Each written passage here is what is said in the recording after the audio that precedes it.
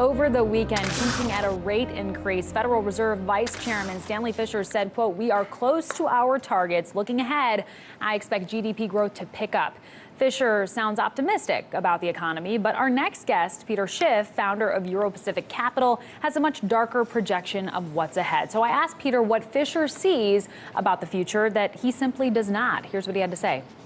Well, I don't know that he sees anything. He's just talking. I think the Fed is very reluctant to admit what a big failure their policy has been, especially ahead of the election when everybody's trying their best to make sure that Hillary Clinton becomes the next president.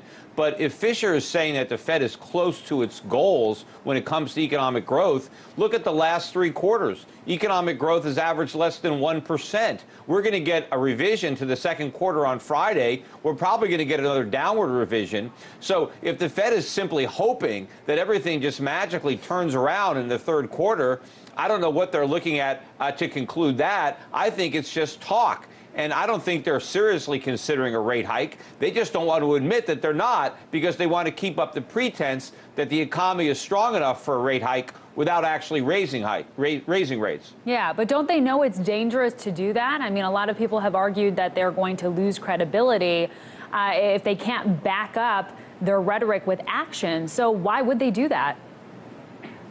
Well, because they always have the fail-safe that they're data dependent, and so they don't really have to do anything because they always say we're going to act based on the data. They've never actually committed to doing anything, so they've never really put themselves in a position where they ever actually have to act, and I think that's by design. But what's really amazing to me is that the Fed has any credibility left at all, because I don't know why people haven't figured out this game yet. You know, let me ask you, what do you see as the most glaring threats to the Fed's pro-growth prognostications, both domestically and internationally? Well, nothing that they do is actually pro-growth. Everything is anti-growth. It's all about sustaining asset bubbles and propping up overly indebted governments. But if we want real economic growth, we have to let those asset bubbles burst. We have to force governments to cut spending, not enable them to keep on borrowing and spending more, and we have to allow the economy to restructure. But the Federal Reserve's programs are specifically designed to prevent that from happening. And so they've trapped the economy in a low growth, in fact, in a really stagflationary environment. In fact, even Alan Greenspan is now warning about stagflation, and he ought to know because he helped get this party started. Yeah. One of the things that we mentioned credibility, I want to go back to that issue because we know that is one of the biggest critiques against the Fed, that the Fed is promising rate increases that are ultimately abandoned last minute. Now, instead of focusing on a timeline of rate hikes, what is it that you think the Fed should be focusing on as a real sign that the economy is healing? Well, it's not healing. It's so far from healing because of what the Fed has done. The But Fed what should acknowledge indicators their would you be mistakes. looking at? What do you think is most important to keep an eye on? Well, obviously, you can look at GDP numbers, which are very, very low. And in fact, I think they'd be lower if they were more honest, because I think the deflator, which is used to take nominal GDP and make it real, I think they're artificially low because I think inflation is higher than what the government admits. But look at what's happening in the labor market. Look at the decimation of higher-paying full-time jobs and the proliferation of low-paying part-time service sector jobs. Look at how popular Bernie Sanders was in the Democratic Party. Look at Donald Trump getting the Republican nomination. This is the result of voter frustration with a lousy economy. And so the Fed is trying to take credit for economic growth when all the evidence shows that we have economic stagnation at best. Well, let me ask you about the GDP, because as you said, you believe it's going to be revised down for the second quarter. But if you look at where the third quarter is right now, where the projections for it it's right now at 3.6%, according to the GDP Now tracker from the Atlanta Fed. What do you make of that? I mean, wouldn't a strong third quarter undermine your narrative a little bit? Not really. First of all, even if we do get a strong third quarter, you have to average that quarter in with the very weak quarters from 1 and 2. And so for the whole 9 months, it's still going to be well below the Fed's objective. And then we still have to see what happens in the fourth quarter. But if you remember, every time the Atlanta Fed forecast the GDP, they always start out high, and then they have to move their number down as we get weaker and weaker data. And I think the same thing is going to happen again in the third quarter. I seriously doubt that we're going to get a number north of 3. More likely, we'll get something, in the 1s.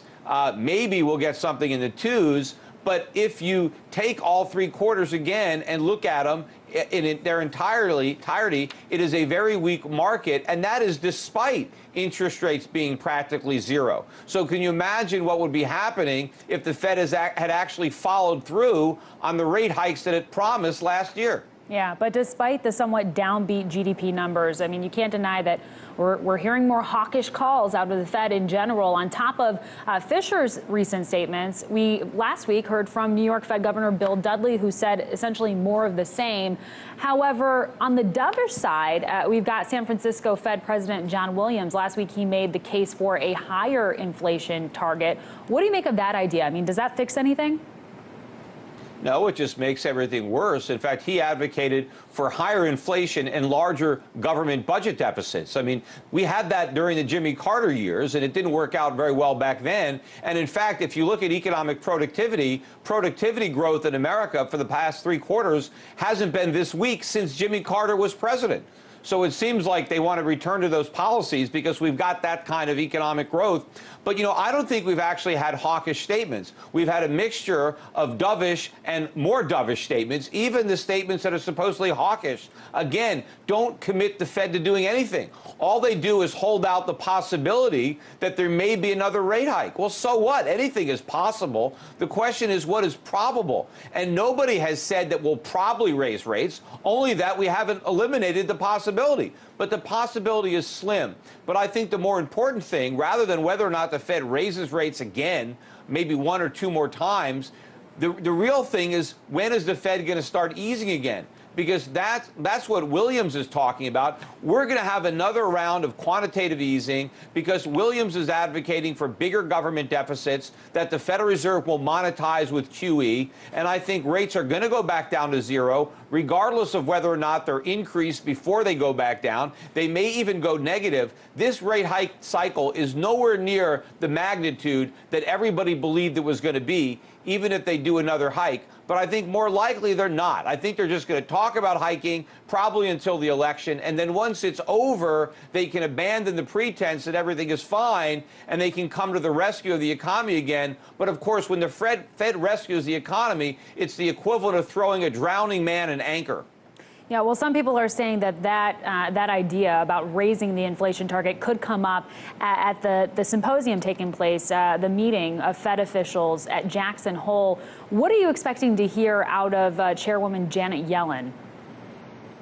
Yeah, well, she's going to talk on Friday. It's the same day we get those GDP revisions. Look, I don't expect her to veer much from the script. I think she still wants to pretend that everything is okay.